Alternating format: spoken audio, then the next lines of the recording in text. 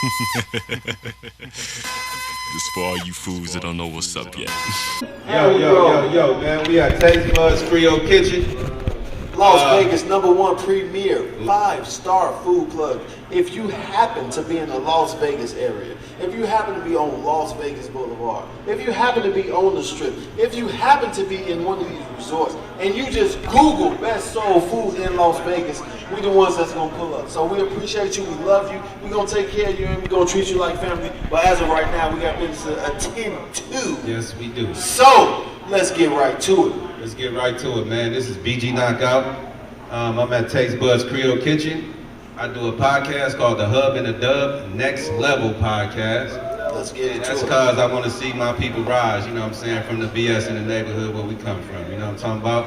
This is my co-host Redman right here next to me, Redman the Low. What up, though? What it do, folks? We appreciate you for inviting us out, brother. You know what I'm saying? To see the comedy show, to taste the good food, you know what I mean? And you had a hell of a lineup tonight, you know what I'm saying? Indeed. You had Big Scruncho in the house, man. Yes, sir. Let's get to it.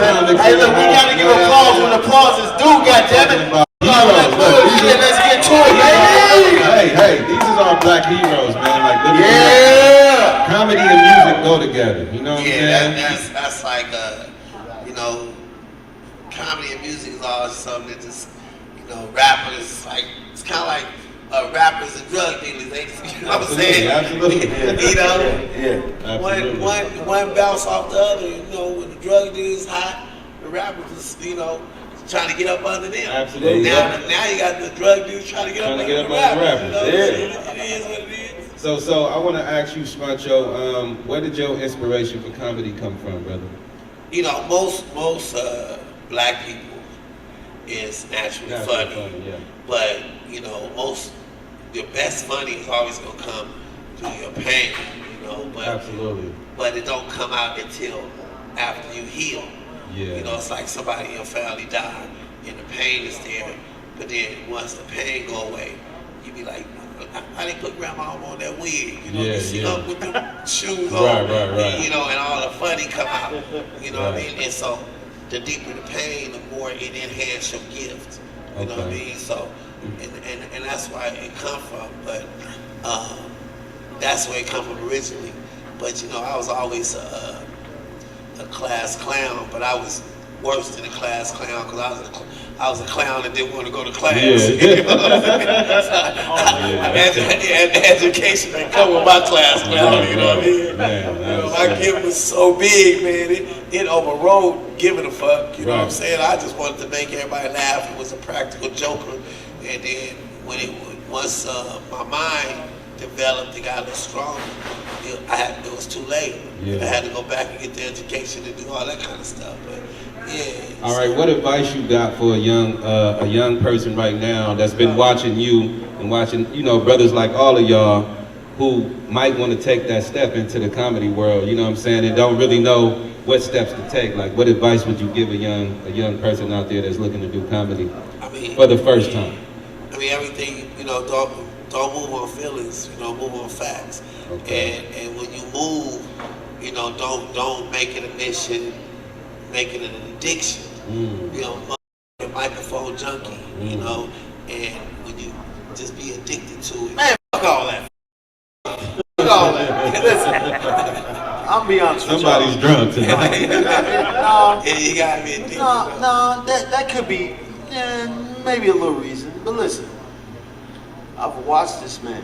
You heard me? Yeah. And I've watched him on multiple occasions. Yeah. You know what I'm saying? So it's a different. It's a Grand Canyon gap between dealing with facts and dealing with opinion. Yeah. We ain't dealing with opinion right now. We're dealing with facts. I've watched this man take the temperature of the room and just change it in an instant. Right. I've watched this man take people's opinions and change them into facts. I've watched this man take people's facts and change them into opinions. So we have to give this man applause. Yeah, for sure. You know what I'm saying? Because I've seen, and I don't want to put him in. I don't want to have to put him like up against people. But I've seen folks. Yeah. And they not him. Yeah, no doubt about it. I've seen him. Yeah, he's one of the most unique comics that I've ever seen. Come on, bro. On stage. And if somebody, realist. Come on, bro. Listen. And if you take what I'm saying and you take it as like I'm coming at something, no, hell no. Right. But flowers to this man. Yeah, flowers. Come on, man. Sure. Flowers to this man. Sure, flowers man. to his gift. Yeah. Flowers to his craft. Yeah. Flowers to his future. Yeah. Flowers to his goddamn bank account. Absolutely. Let's give it to him. Absolutely. Motherfucking Scruncho, one of the mother best to ever goddamn do it. If you don't believe it, then y'all gotta see it. Nigga, you gotta see it in person. If you don't believe it, it's not my fault. Yeah. I think it's yours, because you ain't never seen this motherfucker in person, and you ain't never seen him take the room and turn it into his motherfucking room. Motherfucking Scruncho, nigga, one of the best ever motherfucker do it, nigga. Yes, sir, man. Big Scruncho. Now, brother, I don't remember your name. What's your name again? Jay.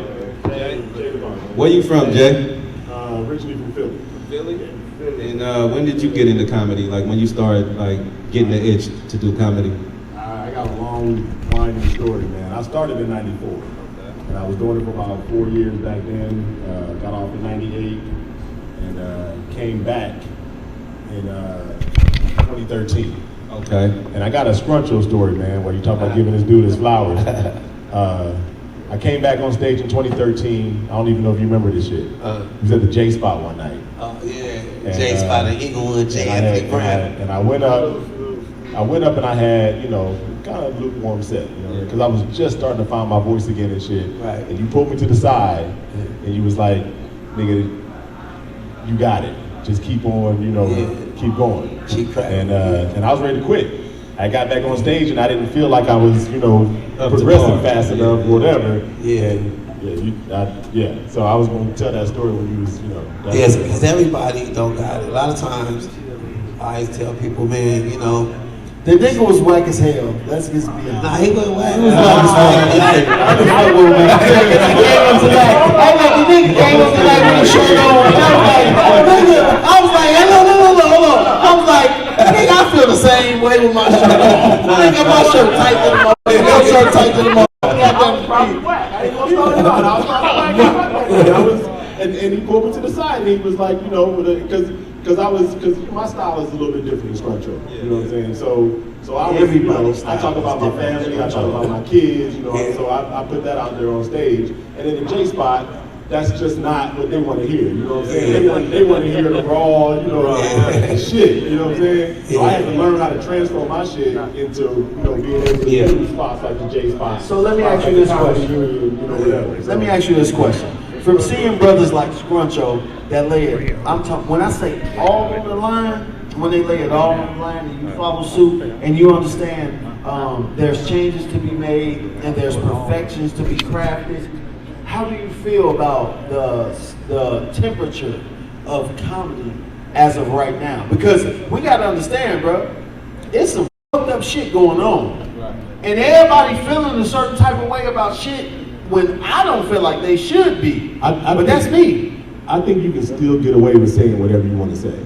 I don't believe in PC culture. Yeah. I think you can get away with saying whatever you want to say. The shit just got to be funny. You know what I'm saying? Like it's that, and I learned that from another, this dude and then a couple other cats who just told me, like, dude, you can say whatever you want to say. The problem is it's got to be funny enough for people to forget that you're talking about some real shit. You know what I'm saying? Like, and they still gonna remember it, but they gonna go, oh, that's some real shit. But he found a way to soften it up. What I learned early in my career, right?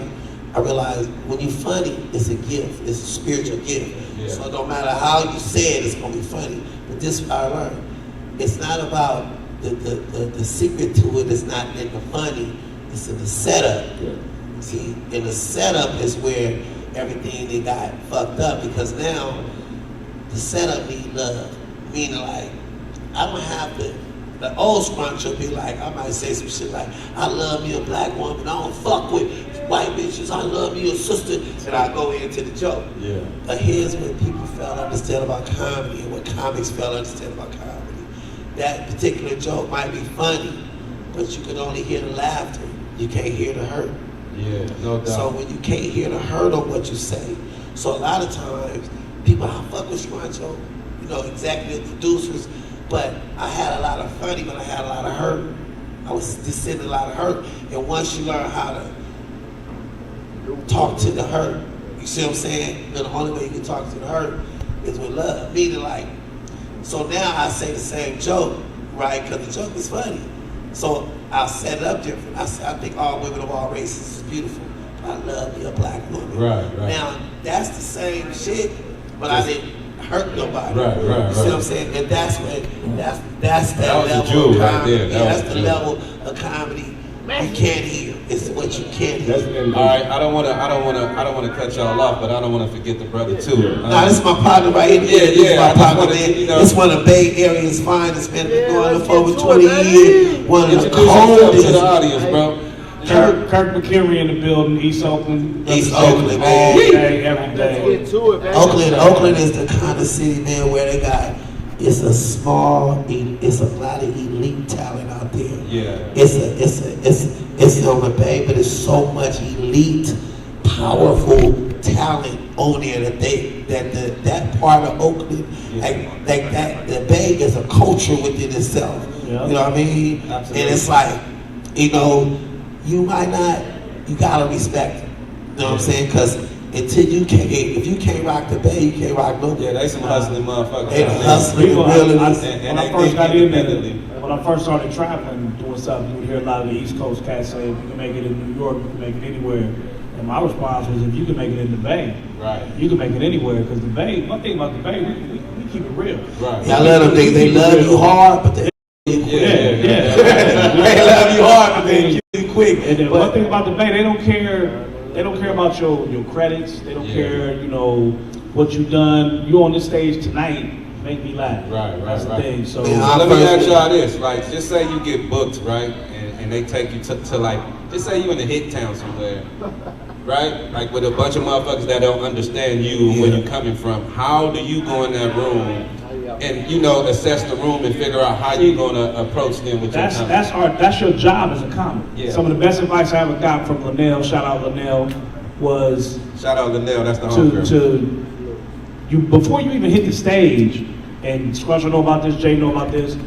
What I do, I find a corner and just sit there. And I go as far as I watch the people walk into the club, and it's to the point now where you can look at somebody's face and see who had a bad day, who's here to have fun, who's gonna try to, you know, play. I'm gonna keep a straight face the longest. But you look at that room, you want to judge: is it predominantly male, predominantly female? Are they old? Are they young? Right. And you know that you go. You gotta read the room. Because you gotta relate to them people, You play to the right? majority. Well, not and you may have to- necessarily. Like what you really got to do is, like Ice Cube told me years ago when I first met him. It was back, not first met him, I seen him when I was starting to do comedy. So I used to hop the fence and try to get in different places to get on stage. So I hopped the fence to vibe. And DMX and Cube had a song together that they was doing it, and they was doing it on a set of Vibe. Okay. And I think Chris Spencer might have been hosting Vibe at the time, and DMX and Ice Cube was doing a song together on there. So I hopped the fence to try to do my jokes. Right. You know what I mean? Because I only knew I didn't know how to. You know, I just hustle. Yeah, right. And I ran into Cube, and I'm like, hey, woo, I was on the hood shit. He like, you know, you gonna be a comedian? I'm like, yeah. He said, okay. Well, if you're gonna be funny, know all the hoods. Yeah, It's hoods everywhere. Absolutely. He said, I'm not just LA. You know, he said, you know, the mentality, the rules might be different, but the mentality is the same. So he said, learn all the hoods. So that I took that to a whole nother level. So when I used to get in country ass, hillbilly ass spots. Yeah. But then I learned something. I went to Tokyo one time. First time I got overseas. It was all Chinese. They didn't talk no English. But nobody there. This is what I learned more than anything. Nobody sit in the audience to see your jokes. They there to see your heart. Yeah. So if they can feel you, and if they see your commitment, and if they see your passion, they gonna rock with you. Right. I don't give a fuck. I might not like country western singing. When I see motherfuckers, they going from the heart, and I can feel it, and then I rock with them. And that's what people gotta do. They gotta stop running on what they see, and they can run your shit from here. The more you being honest about yourself, and you're talking about stuff that every day people can relate to. Absolutely. You know, some comics, when you first get into it, you don't really want to put your real stuff out there. You know, you're under the pressure. I'm the only one going through this. You start getting to, hey, look, this is funny to me. I'm gonna say it. 9 times out of 10, the people gonna come to you after the show and be like, man, I'm glad you made that funny. Because now it's not bothering me as much because you made me laugh about it. So it's, you know, you gotta talk about what everybody can relate to. You gotta go balls to the wall. You gotta open up. Like I tell people, our job is to basically, like, I don't know no jokes. Like I know a joke that somebody told me. I don't know any jokes. I tell stories. My job as a storyteller is basically I'm painting a picture with my words, and I want you to see what I saw. I want you to hear what I heard. And if I'm good enough, if I'm describing smell, I want you to be like, I can smell what he's talking about. That's what comedy is. It's storytelling and painting pictures, and just, you know, not being afraid to tell the truth. It's not. But you gotta understand what's how the shit that flipped though. And not trying to get deep, but look at it like this, right? It takes 12 to 15 years to master the art of comedy, further being a headliner. Right? And what I mean that now, when I say master the art, my fans come and see the art of my work, right? Because they're my fans. But now, with the way the world it went, now it only takes 5 years or less to master the art of marketing. Marketing makes you famous. And make you popular, right? So now your fans are really not your fans; they're groupies because they're not coming to see the art; they coming to see the artists. You see what I'm saying? But the artists who you know learned how to market. So now what he did, you can't get mad at him, you know, because even though I might have all the fire. But the world not in the fire. The world is in the smoke. The money is in the smoke. Absolutely. You know what I mean? And the fuckery is in what's real. See, here go the bullshit. No matter how ignorant, how giftless, how untalented, how moralist, it don't matter what nobody do. Here's the line everybody used to justify selling their soul. You know what they say? What? Nigga, get the bag, though. Selling the bag though. Long as you get, listen, everything's justified, but he getting the bag though. But he getting the bag though. And if you go up for anybody that want it all, you should be careful. Because if they want it all, they're probably ready to do anything to get it. And guess what? And guess what? You might be part of the negotiation. Hey, look, man, so we at Taste Buds Creole Kitchen, man. We right here on Lake Mead in Decatur, and we appreciate y'all, man. Hey, hold on about we appreciate y'all because hold on. Y'all help us here as well. Can I say this though about Taste Buds? Homie, I done ate all over the world, and I'm not just saying this. I like to tell the truth. This is the best food. Listen, homie. Where our plates at, man? Listen, homie. I done been to New Orleans. I done been to Mississippi. I done been down south. First of all, they ain't got no good food. The West Coast is banging, but not when it comes to food. You gotta go to Mississippi. You gotta go to the South. You gotta go even to the West Coast. They cool. They eat soul food at elementary school. They cool, but when it comes to food, this is the best. On the West Coast, South, East Coast, Taste Buds got the game on lock. I'm telling you, man. Listen, that's part of why we're here, man. Because we gonna damn sure pump the spot up, man. You know anytime, listen, black people don't lie. And one thing they tell the truth about, you don't want to see the realest truth. The line to tell you. The line don't lie. When the line is around the corner, the line tell you the truth, homie. Absolutely. I don't care nobody. You can say your restaurant bomb. I don't see no line. You know what I'm saying? It's two things I look for in a black restaurant. I look for a line and old people. You know what I mean? Because old people don't eat no trash. They don't eat that. And this line around the corner, homie. You know what I mean? Hey, listen. I the next show we doing is in the kitchen. Thoroughly appreciate my brother. Thoroughly appreciate everybody. But he's absolutely telling the truth. You know what I mean? What we do is what we do, and what we do is unlike anybody else who's doing what they're doing. So we appreciate thoroughly. all your Taste Buds Creole Kitchen, Las Vegas #1 premier, 5-star. We are the 5-star food club. Pull up. They seasoning, man. I don't know how they season this. Man, that is miracle dust. They put Listen, bro, we open every day. 19, Shout out my boy over there, Mixmaster Kid, Let's man. You know what I'm talking about? He came out to see the comedy show. He started out with Mixmaster Spade. Yeah, I know. Yeah, man. So, you know, he in the house too as well.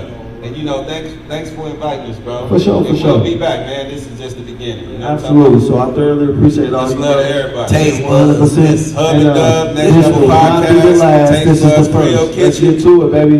And how often we doing the comedy show? Y'all say every 4 weeks? Yeah, we're doing Once a it month. 6 right now, but we got some things in the perspective. Okay. You feel me? With Curry Holcomb, then we got some things with Big Job. So let's just put it together. We're gonna stay tuned. Stay tuned on Instagram. Stay tuned on TikTok. Stay tuned on YouTube. Stay tuned on Facebook. We finna make it happen. Let's get to it.